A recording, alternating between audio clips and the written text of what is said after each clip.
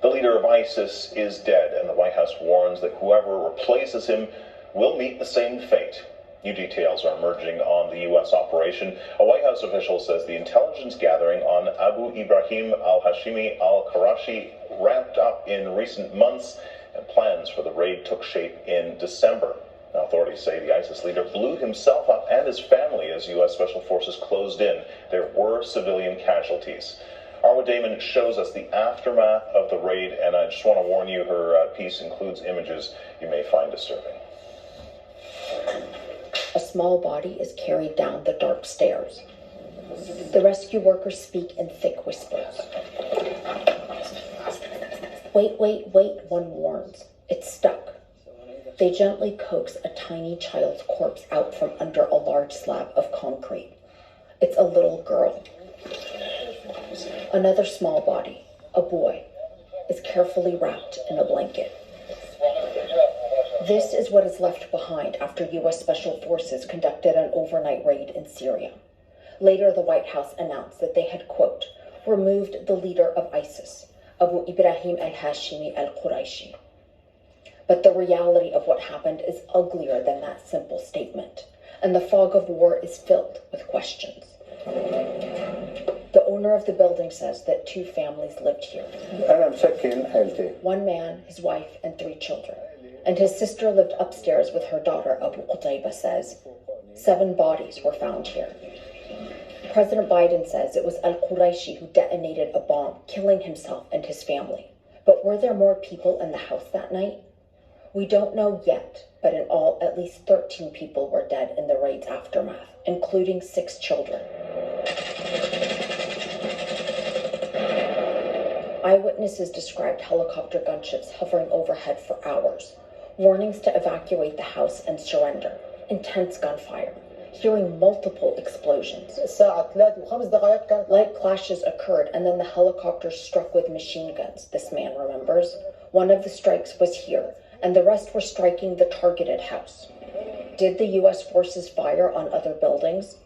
Footage from the scene and the surrounding areas showed damage to multiple other buildings as well. This child's body, green socks on tiny feet, was ripped in half. Taking out ISIS's leader may be a win for America. It may put a temporary damper on ISIS's abilities, but ISIS will rise again, and the war on terror will leave more innocents in its wake. Arwa Damon, CNN, Istanbul. All right, let's cross to Abu Dhabi and CNN's Jomana Karacha. Jomana, the piece ends on an ominous note with the words, ISIS will rise again. I mean, that we know, obviously, killing a leader doesn't mean the end of the organization, but the U.S. is really playing up the significance of this killing as a catastrophic blow to ISIS. So is it? I mean, what effect might this have on ISIS going forward? Well, look, Kim, as you mentioned, I mean, time and time again, we report on these major counterterrorism operations every few years where the leader of a terrorist organization is killed. But as you mentioned, that doesn't mean the end of these groups. They do have this remarkable ability to cope with this, to appoint a new leader and to continue doing what they're doing. But at the same time, this most definitely is a significant blow for ISIS, coming at a time when we are seeing them attempting to regroup, to emerge again. You've seen an uptick in attacks in Iraq. You also have that really brazen, complex attack that involved hundreds of ISIS members targeting that prison in northeastern Syria in the city of Hasaka. It went on for days, quite a major attack. And we heard President Biden saying that this man, Haji Abdullah, as he is known, that ISIS leader, was directly responsible for that attack.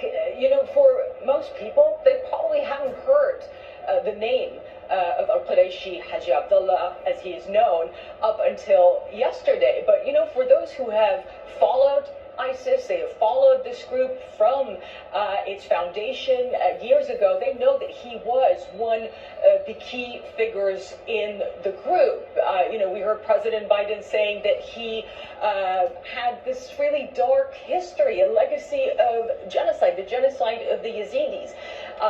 One organization, Kim, that I've covered extensively over the past few years, CIJA, an NGO that has been collecting evidence of ISIS's crimes in Iraq and in Syria, they describe this man as one of the key architects of the slavery of Yazidi women and children. He was also personally responsible, they say, for the rape of Yazidi women and the enslavement of women, but they also say that they had collected enough evidence, they believe, to accuse him of genocide, extermination, slavery, and rape. And, we heard from one Yazidi organization saying that they really had hoped that this man would have been brought to justice, to face justice in a court of law for all these crimes, for what the Yazidi people went through. But they do understand in operations like this that sometimes that is not possible.